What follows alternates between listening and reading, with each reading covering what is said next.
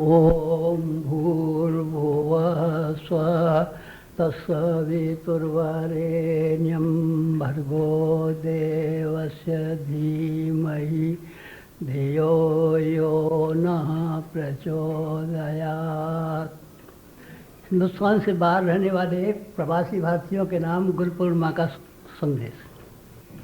भाइयों बहनों, आज से लगभग 50 वर्ष पहले हमने गायत्री परिवार की स्थापना की थी एक, और अखंड ज्योति पत्रिका निकालना शुरू किया था। बहुत लंबा समय हो गया, 50 साल के करीब।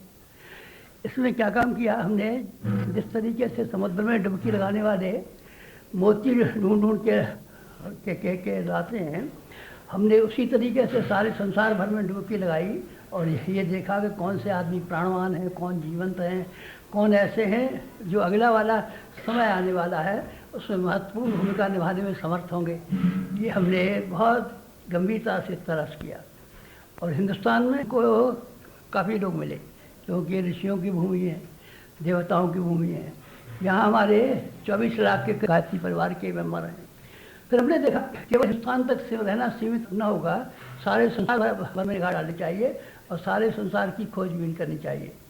सारे संसार भर की खोजबीन की तो पैसों से प्रवासी भारतीयों को देखा, क्योंकि उनकी हिंदुस्तान में ऋषियों का रक्त था, उनको देखना, उनको समझना सुगम था। इसके अलावा भी वो लोग हैं जो हिंदुस्तान के निवासी नहीं हैं लेकिन संसार के निवासी तो हैं।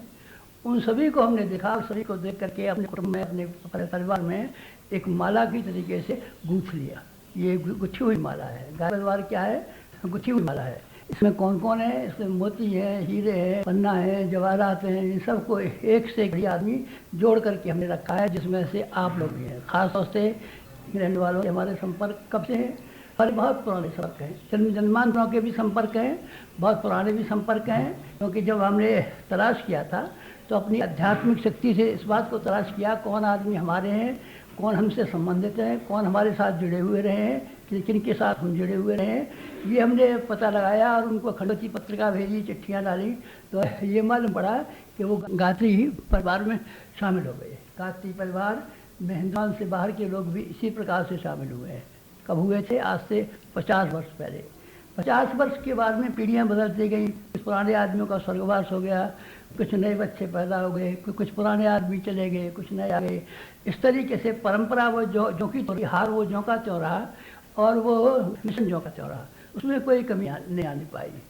आप लोग वही हैं जो कि बड़ा काम करने के लिए जैसे आदमी को ज़रूरत पड़ती है ठीक उसी तरीके से है।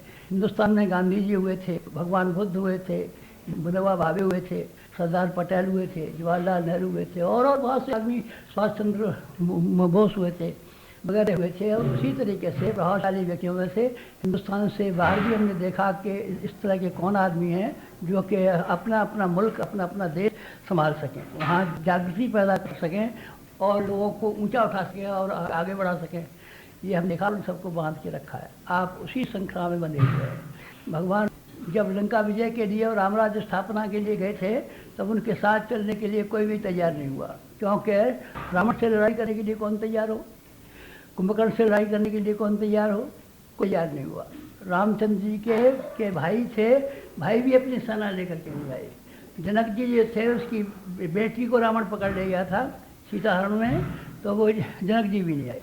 कोई भी नहीं आया, कोई भी राजा महाराजा, कोई भी सैनिक, कोई सिपाही वाला नहीं आया, लेकिन ऋषवंदर आए। ये कौन थे ऋषवंदर? देवता थे वो। देवताओं ने कहा था कि हम चलेंगे, मनुष्यों से कोई तैयार नहीं। तो उन्होंने अपना देवता का स्वरूप छोड़ करके ऋषवंदरों का रूप बना लिया। देवताओं के रूप में आते तो उनको बाहर लाने पड़ते, अपने हथियार लाने पड़ते, फिर रामचंद्र जी की सेना में कैसे होते, देवता बने रहते। तो देवता नहीं हुए बल्कि ऋषवंदर हुए। ऋषवंदर होकर के उन्होंने वो काम किया जो भगवान का संकल्प था। दो संकल्प थे। एक तो यह था कि दैत्य राक्षस जो विध्वंस काम कर रहे हैं उसको समाप्त करें, और काम और उनका संकल्प ये था कि हम राम राज्य की स्थापना करें, जिससे सुख आए, शांति आए, चैन आए, उन्नति हो। ये उनके दो संकल्प थे। दोनों संकल्प जब तक पूरे नहीं हो गए तब तक वो रीछ और बंदर देवताओं का रूप जो लेकर के आए थे उनके साथ ही बने रहिए। राम का साथ कभी नहीं छोड़ा उन्होंने, और राम उनसे वो यही समझ के कराते रहे कि ये देवता है। रीछ बंदर की शक्ल बना करके आ गए हैं। आप लोग की शक्ल कैसी है, आप कोट पहनते हैं। तो फिर ऐसा हुआ, राम ने उनको देवता की तरीके से माना और अपनी छाती से लगा के रखा। हमारे सामने भी यही बात है कि क्या आप हिंदुस्तान से बाहर रहते हैं या हिंदुस्तान में, गायत्री परिवार के जो लोग हैं इनको हमने छाती से लगा के रखा है, हृदय से लगा के रखा है। आपका काम करने की हमारी जिम्मेदारी है। आप हमारा काम करेंगे तो हम आपका काम करेंगे कि नहीं करेंगे। कोई आदमी किसी की यहाँ नौकरी करता है, खेती बाड़ी करता है, के बाल बच्चों का गुजारा करने का इंतजाम वो आदमी करता है कि नहीं, जिसने उसको नौकर रखा था। आपको नौकर रखा नहीं है, लेकिन अपने कुटुंब बना के रखा है। तो आपके कुटुंब के छोटे बच्चे हैं, घर वाले हैं और लोग हैं, उनकी देखने की हमारी जिम्मेदारी है। हाँ, हमारी जिम्मेदारी है। आपके शरीर को हम देखभाल करेंगे, आपके पैसे की देखभाल हम करेंगे, आपको ऊंचा उठाने की देखभाल हम करेंगे, आपको आगे बढ़ाने की देखभाल हम करेंगे। और कोई मुसीबत आपके ऊपर आएगी तो हम आपके सामने खड़े होंगे और ये करेंगे, ये मुसीबत पहले हमारे ऊपर आए, बाद में लोगों के ऊपर आए। ये गुरुपूर्व हमारा संदेश और आश्वासन है। आप ये याद करके रखें कि आप देवता थे और सामान्य मनुष्य के रूप में हैं। आपका जन्म विशेष काम के लिए हुआ है, वो विशेष काम भी करना है आपको और बच्चों का गुजारा भी करना है। मुसीबत कभी आएगी हम रहेंगे। हमारी मदद हमारा गुरु करता है, हमारी सहायता हमारा गुरु करता है। कितने जीवन में बड़े बड़े काम किए हैं और सब बड़े कामों में हमारे गुरु ने हमारी मदद की है, हमारे भगवान ने हमारी मदद की है। और आपके सामने कोई दिक्कत की बात होगी, कठिनाई की बात हुई तो हम आपकी सहायता करेंगे और हम आपकी मदद। ये हमारा दूसरा वाला आश्वासन, ये ध्यान रखिए। तीसरा वाला जो आपको संदेश है गुरुपूर्णिमा के समय पर, वो ये है कि आप सब लोग संगठित होकर के रहें, मिलजुल करके रहें, प्रेम से रहें, भाईचारा निभाएं और मिलजुल करके मिशन के काम को आगे बढ़ाएं। जो काम आगे बढ़ेगा मिलजुल के बढ़ेगा। बुहारी एक जगह बंधी होती है तो झाड़ने में समर्थ होती है, और अगर किसी बखेर दी जाए तो वो किसी काम नहीं आती। जैसे तरीके से कपड़े के धागे मिले हुए होते हैं तो उससे कपड़ा बन जाता है, धागों को निकाल के अलग अलग बखेर दें तो मुश्किल पड़ेगा। आप लोग सब जो गायत्री परिवार के सदस्य इस समय, वो आप उस तरह कैसे संभाल के रखें। और यही बात तीसरी हुई कि आपकी मिशन का काम ठंडा न होने पाए। कहीं भी हिंदुस्तान भर में गायत्री परिवार जहाँ कहीं भी हो, वहाँ का काम ढीला न पड़ने पावे, शिथिल न होने पावे, बराबर उत्साह बना रहे और आगे आगे बढ़ने की स्कीमें चालू रखी जाती रहे। तीसरा संदेश हो गया। चौथा एक और संदेश है। चौथा एक संदेश ये है, जब कभी किसी ने ऐसे ऊंचे काम किए हैं तो उसको विघ्न डालने वाले जरूर हैं। आपको मालूम है, विश्वामित्र जी कर रहे थे भगवान राम की सहायता करने के लिए, तो उसको ताड़का और मारीच ने मिलकर के आ गए थे कि इनका यज्ञ विध्वंस कर रहे। आपको मालूम है ना, पूतना श्री कृष्ण भगवान को जहर डाल आई थी, आपको मालूम है। आपको ये मालूम होगा हनुमान जी अब लंका छानने जा रहे थे तो उदास से लेकर के कौन कौन उसका विघ्न पैदा करके लिए आ गए। इस तरह के विघ्न आपके काम में सैकड़ों आएंगे और सैकड़ों आने की संभावना है, क्योंकि हमने काम इतना बढ़ा लिया है कि सारे संसार भर को ऊंचा उठाने का। सारे संसार में जो महायुद्ध से लेकर के महामारियों तक की, बीमारियों तक की जो मुसीबतें आने वाली हैं, उन सब में हम जब लड़ाई लड़ेंगे, मोर्चा लड़ेंगे तो हमारे जख्म आएंगे कि नहीं आएंगे, हमारे ऊपर हमले होंगे कि नहीं होंगे, हमारे ऊपर ही हमले होंगे। हमारे का मतलब है गायत्री परिवार का कमीशन ऊपर भी हमले होंगे। कैसे होंगे? पुराने ज़माने में तो ऐसे लड़ाई होती थी कि आमने सामने की। खरदूषण और रावण जो था उसकी लड़ाई इस तरीके से थी कि वो किसी को देखता था तलवार से मार डालता था, तीर कमान से मारता था। ये सामने की लड़ाई थी। लेकिन रावण और कुंभकर्ण के साथ साथ में एक और था, उसका नाम था कालनेमी। कालनेमी ये था कि मारता तो नहीं था पर रुला रुला के मारता, ऐसा करता था कि बुद्धि भ्रष्ट कर देता। किसी को उल्लू बना देना उसका बाएं हाथ का काम था। उसने मंथरा का दिमाग खराब कर दिया तो मंथरा कैकेयी के पास गई और उसने कालनेमी ने मंथरा को समझाया कि तेरा मैं भरत से ब्याह करा दूंगा और जाकर के कैकेयी कहा तेरे बेटा को राज वगैरह करा दूंगा। तो बेचारी वो भी कैकेयी भी समझ में आ गई और उसकी मंथरा भी समझ में आ गई और उन्होंने दोनों ने ऐसे ही कर लिया। कालनेमी ने शूर्पणखा को ऐसे ही फेंका दिया। ये कहा कि यहाँ राक्षस तो काले रंग के हैं, साथ में तेरा ब्याह होगा तो काली संतान उत्पन्न होगी, गोरे रख के आए हुए हैं, बड़े सुंदर राजकुमार हैं, चल तुम्हारे साथ और उनसे कहना कि हमारा ब्याह कर ले। तो रंजीत खट से ब्याह कर लेंगे। उनके पिता के सीधा हुए थे और उनके सीताजी भी नहीं जाएंगी तो तू भी नहीं जाएगी। बस वो बेचारी मकानी में आ गई और शूर्पणखा की कैसी मट्टी पलेट हुई। कैकेयी की कैसी मट्टी पलीद हुई और उसकी कैसी मट्टी पलीद हुई। मंथरा की कुंभकर्ण ये वरदान मांगने को था कि मैं 1000 साल भर में एक दिन सोऊं और 6 महीने जगूं, लेकिन वो ये वरदान मांग बैठा। ये कालनेमी ने उसको इस तरह बढ़ा दी जिससे कि वो 6 महीने सोया करे और एक दिन जगा। ये रावण का भी विरोध था, किसी को भी चैन से नहीं रहने देना चाह रहा था। उसका मन ये था जो कोई भी हो चैन से नहीं रहने पावे। वो था मारीच। मारीच ये मांगता था कि मैं स्वर्ग जाऊं, तब करने के बाद स्वर्ग में था। तो उस कालनेमी ने ये पट्टी पढ़ा दी, ये मांग कि मेरा सोने का शरीर हो जाए जब मैं चाहूँ तब। सोने का नहीं होता, मामूली मृग होता तो क्यों मारा गया होता। ये कालनेमी इसी तरीके से किया करता है। ये बच्चों को चुरा ले जाने वाले कालनेमी अभी भी है। थोड़ा में संत बाबा जी के रूप में आते हैं, बच्चों को चुरा ले जाते हैं, मिठाई खिला जाते हैं। इसी महीने में 40-45 आदमी मारे गए। संत बाबा जी आए और संत बाबा जी का कपड़े पहन करके आए और वो लड्डू खिला गए और उनको बेहोश कर दिया, उनका माल मता लेके भाग गए।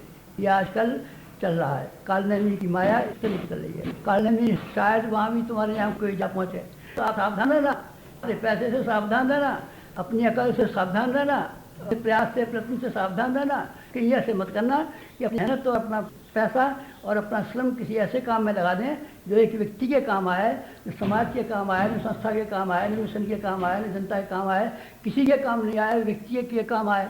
आपके यहाँ हुआ है ना, आपके यहाँ हुआ भी है, आपके यहाँ ऐसी घटना भी है कि जो आदमी 2 कौड़ी के थे कल तक, उनके यहाँ देखो अब क्या हाल हो रहे हैं, कैसे कैसे बंगले बने हुए हैं, कैसी कैसी मोटर आ रही हैं, करोड़ रुपया कहाँ से इकट्ठा हो गया। आप अपने यहाँ देख लीजिए ना, आपको मालूम पड़ जाएगा ये पहले क्या थे और साल 2 साल के भीतर ही क्या हो गए।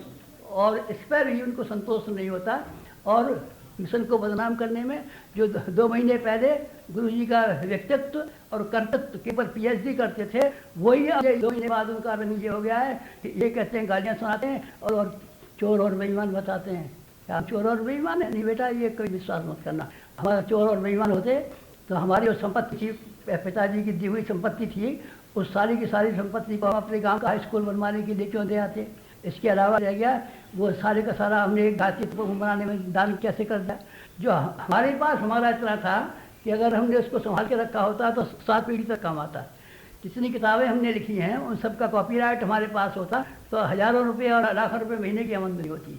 लेकिन हम तो वही अपनी रोटी खाते हैं, यहाँ इस संस्था से कपड़े पहनते हैं और इसके अलावा एक कानी कौड़ी का लाख हिस्सा हमारे पास नहीं है। बच्चों, तुमको ये कहना है कि तुम इस तरह की बातों से बहकना मत। हाथी अपनी सड़क पर चला जाता है, कुत्ते भौंकते रहते हैं, भौंकने के बाद में जब वो थक जाते हैं तो थक करके बैठ जाते हैं। हाथी के ऊपर कोई असर नहीं पड़ता, उसको चलना चाहिए कि गंभीरता से उसी तरीके से चलता रहता है, कुत्तों को जरा भी ध्यान नहीं देता। सूरज के ऊपर कोई धूल फेंकता है तो धूल उसी के ऊपर गिरेगी। नहीं साहब, सूरज गंदा हो जाएगा, सूरज मैला हो जाएगा, सूरज बदनाम हो जाएगा। सूरज बदनाम नहीं हो सकता। सूरज बदनाम होगा तो अपने कामों से बदनाम होगा, किसी के करने से नहीं होता। हम अगर बदनाम होंगे कभी तो हम अपने कृत्यों से बदनाम होंगे, कोई और आदमी हमें बदनाम नहीं कर सकता। आप बदनाम कर रहा हो, कोई आदमी मिशन को बदनाम कर रहा हो, हमको बदनाम कर रहा हो, तो आप उसको जरा भी निगाह उठाने की जरूरत नहीं है। उससे हम लड़ाई झगड़ा करें। लड़ाई झगड़ा क्या करना है? झूठ जिंदा रहता है, झूठ जिंदा नहीं रहता। जिंदा रहा होता तो चोरों और चक्कियों का करोड़पति हो गए होते। लेकिन इनमें थोड़े दिन के लिए ये कर पाते हैं। आप सबसे निवेदन हमारा ये है कि आप मिशन को मजबूत बनाने के लिए, मिशन को सही रखने के लिए सही आदमियों को अपने आप में इकट्ठा रखिए और उनका बढ़ाते रहिए, हिम्मत बढ़ाते रहिए। किसी आदमी के बदल से ये कहने से आप कभी भी चक्कर में आइए। आपको कोई बात तलाश करनी हो, आप यहाँ के रेस्टोरेंट खुले पड़े हैं, हम खुले पड़े हैं। हमारी ज़िंदगी खुली हुई किताब की तरीके से, इसमें कोई गुनाह ऐसा नहीं है कि जिसको कोई आदमी ये उंगली उठा सके कि यहाँ काला धब्बा लगा हुआ है। न हमारे हिसाब पर काला धब्बा लगा हुआ है, न हमारी ज़िंदगी में काला धब्बा लगा है, न हमारे विचारों पर काला धब्बा लगा है, कहीं नहीं है। जब आपको जिस किसी को भी सबको चैलेंज करते हैं, कोई भी आया और देखे यहाँ कोई दाग धब्बे की बात तो नहीं है। दाग धब्बे की बात आपको कभी नहीं मिलेगी। हमारा इतना 76 वर्ष का जीवन हो गया कबीर की तरीके से। दास कबीर जतन सो ओढ़ी जो की त्यों धर दीनी चदरिया झीनी झीनी चदरिया। हमारा जीवन, हमारा मिशन, हमारा को भी घमंड है। आपको भी गर्व होना चाहिए, आपको भी संतोष होना चाहिए, आपको भी प्रसन्नता होनी चाहिए। और उस प्रसन्नता के साथ साथ में इस बात पर ध्यान रखना है कि आप किसी के भी बहकाए में आए, बल्कि आप पूरी हिम्मत के साथ में पूरा अपना जोश कायम रखते हुए और अपने संगठन को कायम रखें और अपने मिशन को कायम रखें और इन गतिविधियों में ढील ना निभावे और भी अच्छे तरीके से करें। यही आपका गुरुपूर्णिमा माँ का संदेश आपके लिए है। और क्या कहें, सब आप लोग अच्छे रहें। सर्वे भवन्तु सुखिनः, सर्वे सन्तु निरामयाः, सर्वे भद्राणि पश्यन्तु कश्चित् दुःखं माप्नुयात्। सब प्रवासी भारतीय सुखी रहें, आपके बच्चे सुखी रहें, आप फल फूले, आपकी उन्नति हो। इन शब्दों के साथ में आज की बात समाप्त करते हैं। ओम शांति।